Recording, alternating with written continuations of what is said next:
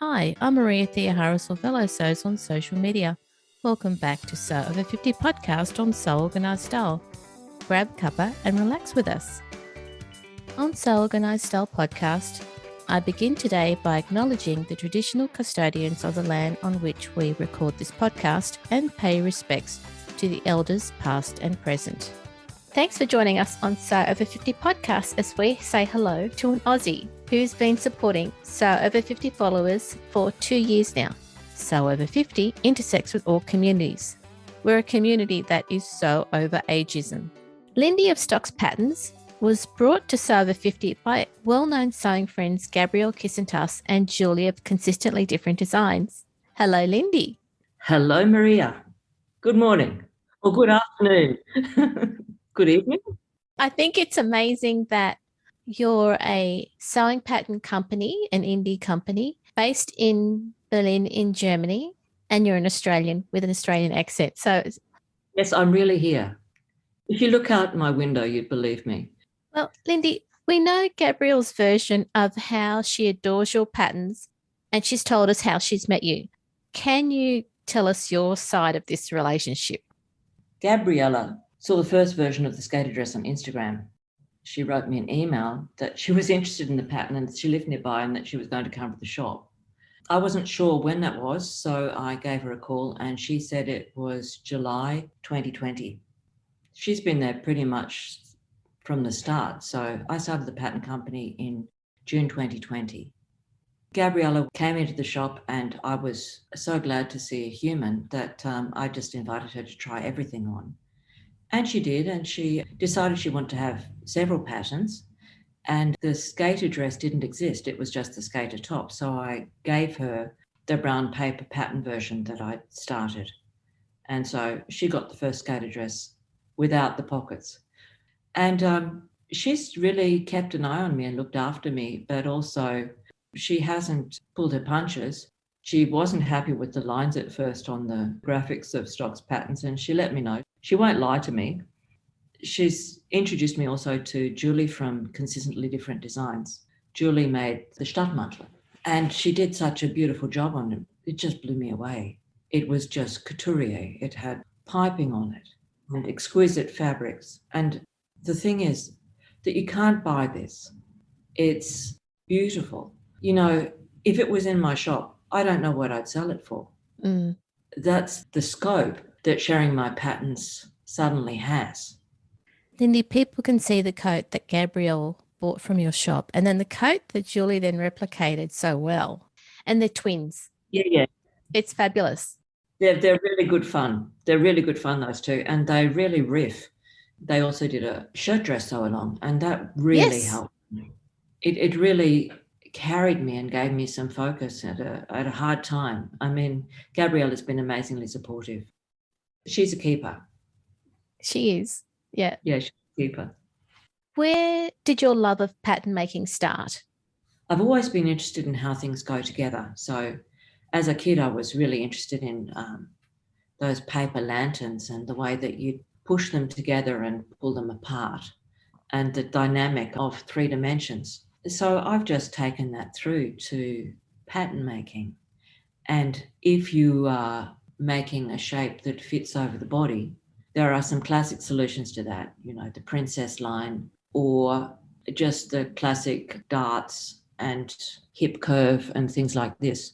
There are advantages to this. That is that you've got a really good structure that can be added to or subtracted to, and there's a kind of, I'm going to say, grid system of how you can make things larger and smaller, for example. The disadvantages of these systems is that they're a bit dull. So I'm looking for things that have a similar flexibility, but they solve the problems in a different way. So I've been messing around with the bias for a lot of years now, just because it gives you some flexibility and some movement, but it falls flat. But of course, the bias has got a different fold language than normal cuts. But I guess that's another rabbit hole. Your question was, where do your love of pattern starts? It started because I'm looking for those new shapes. It's an ongoing thing. Yeah, it's my language, I guess. Okay. And from your perspective, because I love to sew and I love sewing for different reasons, for different people, and I know what I think makes a good quality pattern, but from your perspective, what makes a good quality pattern? It's a very subjective thing, but if we get to the nuts and bolts of it, you make a pattern because you want to be able to reconstruct a style. So if you've got all of the pieces in front of you, you have to know how they fit together. You might have 2 notches on the back of your sleeve and 2 notches on your back armhole.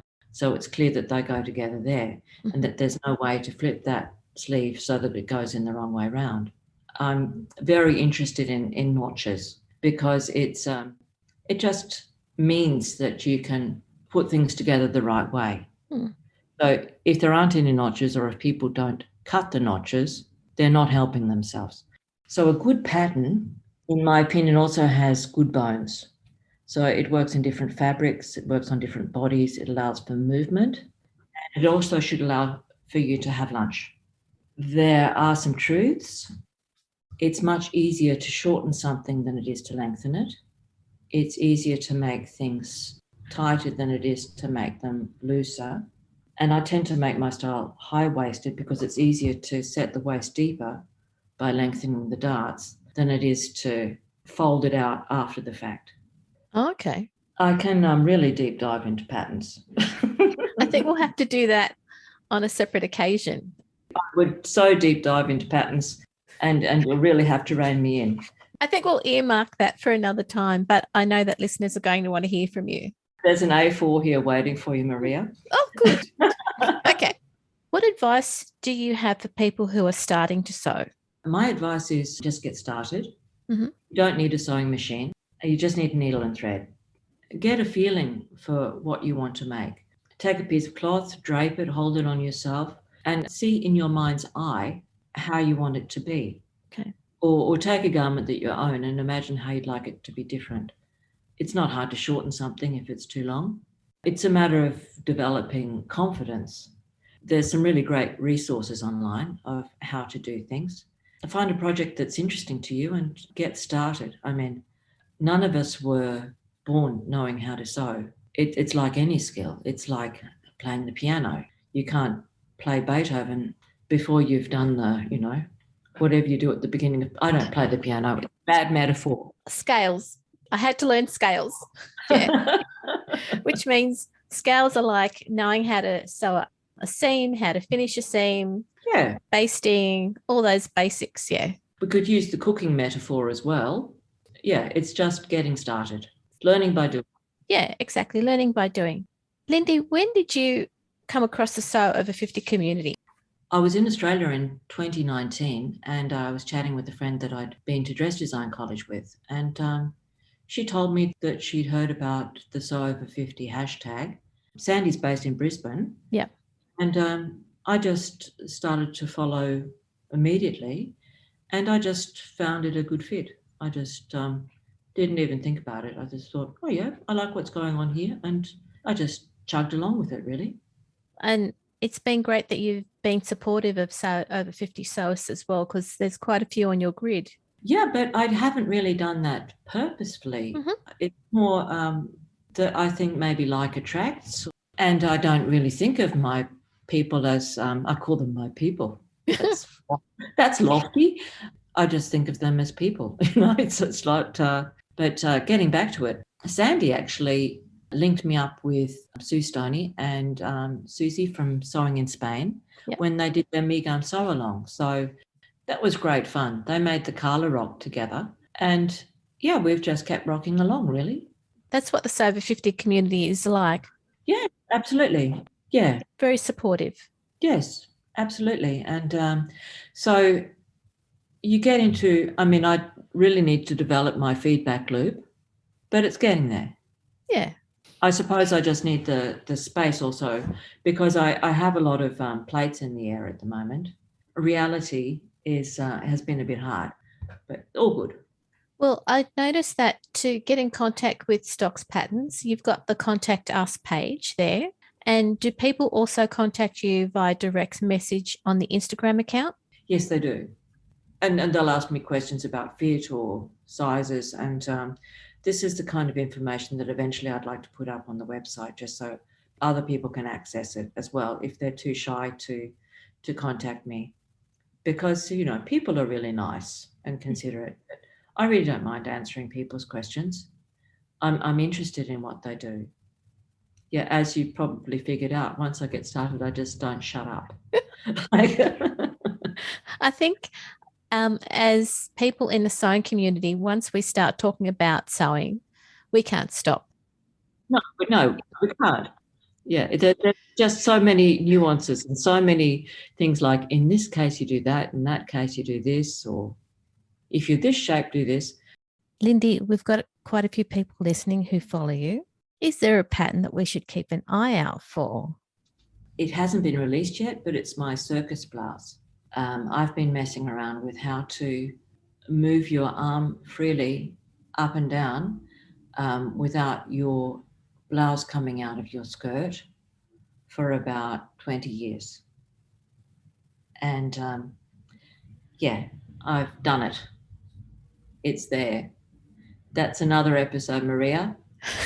I reinvented the puffed sleeve from first principles. Okay. It was all about moving the shoulder point back to the mid shoulder so that when you lift your arm up like this, there's enough space. You can't do that with the normal sleeve head. So that was a kind of massive bell ringing moment for me. So yes, the circus blouse. So that's something for us to look forward to. Yes, if you're into that, yes. My greatest extravagance is my business. I invest in myself. I make things. I can't stop. It's what I do. And thankfully, we've got you doing your patterns and we can use them. All right. Thankfully, I've got you too. Lindy, what drives you to keep going? Definitely learning by doing. I'd like it to be something loftier, but it's just that. In your discussion, you've actually talked about how that is part of your ethos and how you develop your patterns and do what you do. Yeah, it is. It is. And there's no other way for me. I mean, others may manage it differently, but that's what works for me. Lindy, thank you for coming on to Sew Over 50's podcast on Sew Organised Style. We've seen your patterns in the wild through, the wonderful work that Gabriele and Julie have helped along. There's lots of people in Sew Over 50 that have really enjoyed the developments and the patterns that you've got. I'd like to thank you for coming on to the podcast. We're really excited that you've given us your time, and I hope that listeners will have a look at Stokxpatterns on Instagram and just see what you've got to offer. Well, that'd be lovely. And thank you very much for having me. It's been my pleasure. Thank you again, Lindy, and have a lovely day, listeners. This episode for Sew Over 50 podcast on Sew Organised Style was produced by me, Maria Theoharis, with permission of Lindy of Stokxpatterns, sound by bensound.com. You can subscribe to Sew Organised Style podcast, but with an S, not a Z, on all good podcast apps. Make sure you go back and listen to over 130 free Sew Over 50 podcasts and catch up with your Instagram Sew Over 50 friends. There are over 300 free podcasts on Sew Organised Style. I hope that you'll support our podcast production through our Patreon account. We look forward to joining you in your sewing room next time. Stay safe, everyone.